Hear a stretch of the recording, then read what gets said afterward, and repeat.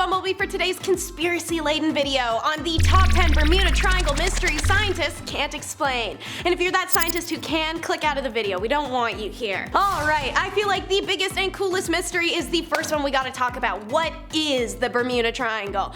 During the past century, more than 50 ships and 20 aircraft sailed into oblivion in the area known as the Bermuda Triangle, a stretch that runs between the 3 points between Miami, Puerto Rico, and Bermuda. Exactly what happened to the ships and aircrafts isn't always known. Most disappeared without distress calls and little, if any, debris. But why is this emphasis on the Devil's Triangle when statistically it isn't even actually in the top 10 for the most dangerous areas of the oceans? Look at it like this. The Bermuda Triangle is so effing huge. It's bigger than most countries, and it also has a history of heavy ship traffic, generally in the area where most Atlantic hurricanes and waterspouts form. Also, until fairly recently, once a ship left the port anywhere, it was difficult, if not impossible, to communicate with them. Also take into consideration that ships missing their scheduled arrival often made the news. Those same ships showing up like a while later, weeks later, because they got lost, engine trouble, whatever, wouldn't make the news because it's not interesting. So it seems like a lot more ships were missing than there actually was. So, a lot of ships,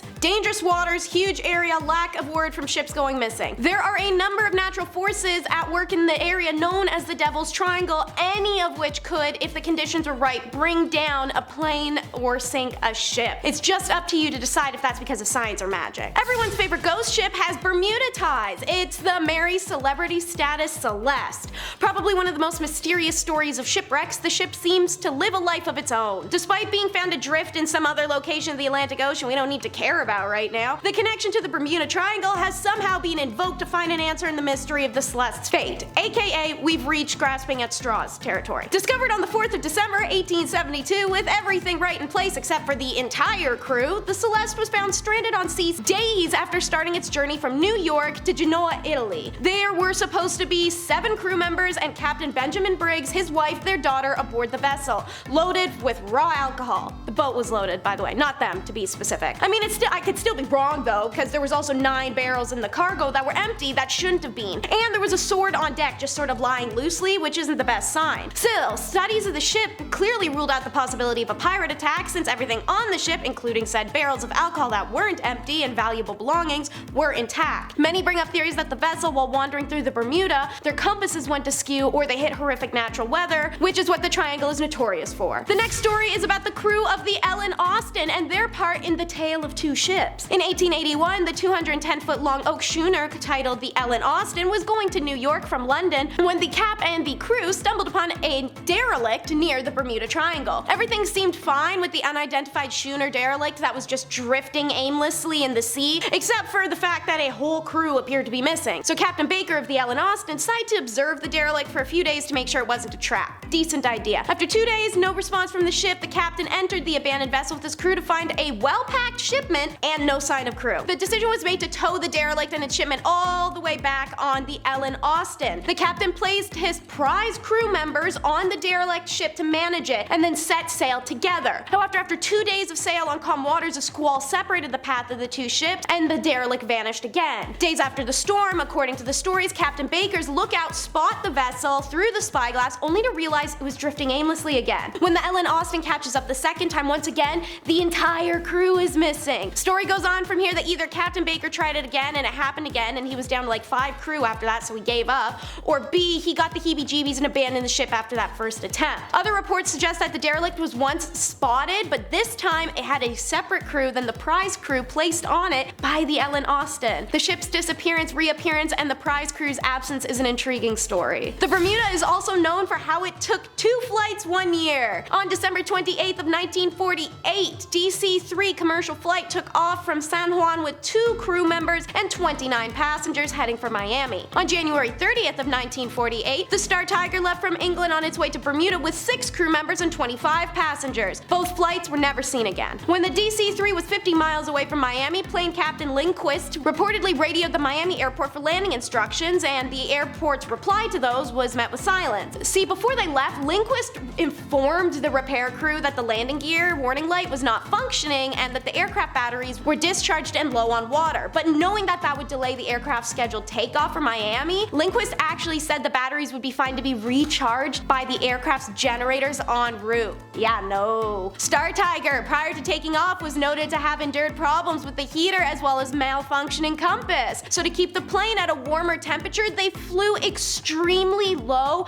at 2,000 feet, thus eliminating virtually any wiggle room if a problem arose. Also, the low altitude caused the plane to burn fuel much faster than flying at an appropriate height. More boats! This one is trading cargo for mystery. The Panamanian ship Silva El Osa was a cargo ship that was a regular near the mysterious waters of the Bermuda Triangle. But apparently that exposure didn't make it immune, as she vanished in 1976 alongside a 37-person crew. After being directed to the scene 140 miles due west of Bermuda by the United States Navy, an Argentine freighter recovered an overturned lifeboat from the vessel and detected an oil slick. Hours later, a British ship, the Portland Glen, picked up a life preserver from the missing vessel with burn marks on it. Reported in the New York Times, a Coast Guard spokesperson observed the biggest mystery of all, which is that the ship that size wouldn't sink quickly. It was over 590 feet long. The crew should have had time to message for help, set off a flare, get in the rafts, but they were silenced or stopped by something in this tragic mystery. The Coast Guard is reportedly still looking for clues as to what happened. How about a boat break and we hit some dry land, like the Great Isaac Lighthouse?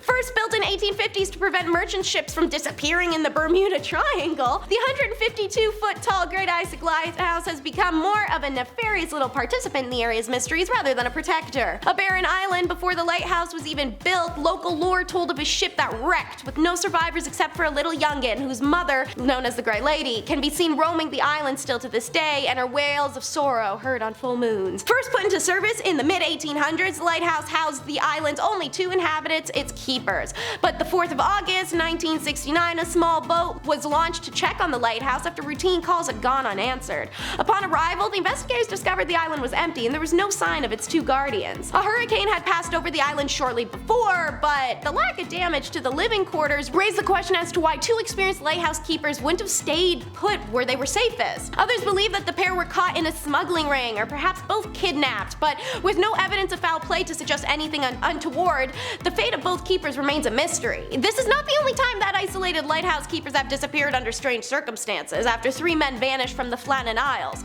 a small group off the northwestern coast of Scotland in 1900. That's a famous one you guys probably know. It could be rum running, or pirates, or ghosts. All we know for sure is it's the ghost ship of the Outer Banks. Also, we know for sure it's one of the most written about maritime mysteries of the 20th century due to the complete everything about its abandonment. A 5-masted schooner, the sturdy ship was found launched insanely hard onto the rocky shore of the Hatteras Diamond Shoals, North Carolina on January 31st of 1921. Reports suggest that as many as 9 vessels disappeared during this period from the same region, none of which was ever heard from again. There were some speculations that the vessel involved rum running. However, when the investigation team from Barbados reached the vessel after days of effort in the rough sea, what they found was a deserted ship with all the crew missing, along with the crew's personal belongings, ship navigational equipment, logbooks, and life rafts, among others. Often known as the ghost ship of the Outer Banks, the disappearance of the Carol A. Deering, along with a few other vessels during the same time period in the Bermuda Triangle area, has been valuable information on the mysterious waters. Naturally, we had to build up to the famous Lost at Sea Cyclops. One of the Navy's biggest fuel ships, its disappearance marks the largest loss of life in the history of US Navy in a single incident. In his television program, Richard Weiner indicated that the captain of the Cyclops was rather eccentric. He was reputably fond of pacing the quarterdeck, wearing a hat, a cane, and his underwear only. Prior to the Cyclops' disappearance, there was a minor mutiny by some of the members of the crew, which was promptly squelched by said kooky captain, and the perpetrators were sent down to the brig. None of this really offers explanation as to what happened to the ship, but it suggests something other than mysterious force might have led it to its doom, if you catch my drift. Anywho, in March 1918, this massive ship set out to sail from Brazil to Baltimore through the Bermuda region, carrying 10,800 tons of manganese ore with about 309 crew members on board. Setting off a fairly good day, the ship's first message indicated no sort of troubles. That'd be a great thing if it wasn't also their very last message ever. An entire search of the area was put into action, but nothing was ever found of the USS Cyclops. No remains of the ship, any crew members aboard have ever been found. The captain never sent a distress signal, and no one aboard responded to radio calls from other vessels in the vicinity. The naval investigators also failed to find a definitive cause for its disappearance, even though there was a number of theories suggesting various reasons. According to Marshall Smith, writing in Cosmopolitan September 1973, they range from a mutiny at sea to a boiler explosion which carried away the Radio Shack and prevented any distress call. So let me drop a knowledge bomb on ya in case you didn't know. It's called the true north. So the only true anomalous property about the Bermuda Triangle is that historically compasses at random points would point towards true north instead of magnetic north. This was due to the Bermuda Triangle, along with the sea off of the coast of Japan, sitting on something called the agonic line. This is where the magnetic field happens to line up with the Earth's actual poles. Because of this, the ship and the plane's navigational systems would be thrown off and would cause them to often get lost. Though in most cases, it could simply be corrected, or the ship just stumbles through the effects and is no longer bothered by it. There's a lot of places on Earth where magnetic north lines up with true north, and nobody seems to have an issue there, however. The difference is that the angle is called magnetic declination, and it's well known. Even a trained navigator should know how to put corrections in for it. Now couple this with our modern improvements of navigational technology where computer systems can just automatically adjust for magnetic aberrations, and the fact that due to our magnetic poles shifting around, the agonic line is no longer actually in the Bermuda Triangle. And wouldn't you know it, no more ships are getting lost in the Bermuda. And now that we've heard what we've heard and we've learned what you've learned, everyone's favorite Bermuda mystery, the Flight 19. The fate of Flight 19 and PBM Mariner has left even the greatest minds reaching for answers. When Flight 19, a group of 5 Avenger torpedoers, took off from Fort Lauderdale on the 5th of December 1945, they had expected their 3-hour training journey to be just as uneventful as the runs they do countless times before. Shortly after dropping their replicas into the ocean, Lieutenant Charles C. Taylor, an experienced pilot, believed that his compass had started to malfunction and that Flight 19 had been flying in the wrong direction the whole time. With the weather getting increasingly worse, Taylor went against protocol of pointing a lost plane towards the setting sun. Believing that they were somewhere over the Florida Keys, Taylor adjusted the head in an attempt to navigate the Gulf of Mexico. Sensing Taylor's mistake, some of his men challenged his decision to continue northeast and convinced him to turn tail and head back westward. For reasons unknown, however, he once again turned the flight back around, still concerned that they were somewhere over the Gulf, and everyone followed. Their fuel was running low and time pressure was on. In his final transmission, Taylor told his men that once the first plane dropped below 10 liters of fuel, they would all ditch together for a greater chance of rescue. A few short minutes later, and all transmissions ended. Certain that the flight had ditched into the ocean, the Navy immediately launched a search and rescue effort. 2 Mariner flying boats scrambled to search for the missing Flight 19. However, 20 minutes after taking off, one of the Mariners disappeared off the radar. Neither the 13 crewmen, 5 pilots of the Flight 19, nor the wreckages of the aircraft were ever recovered. The Flight 19 PBM Mariner was specifically designed as a rescue plane with the ability to remain aloft for 24 hours, but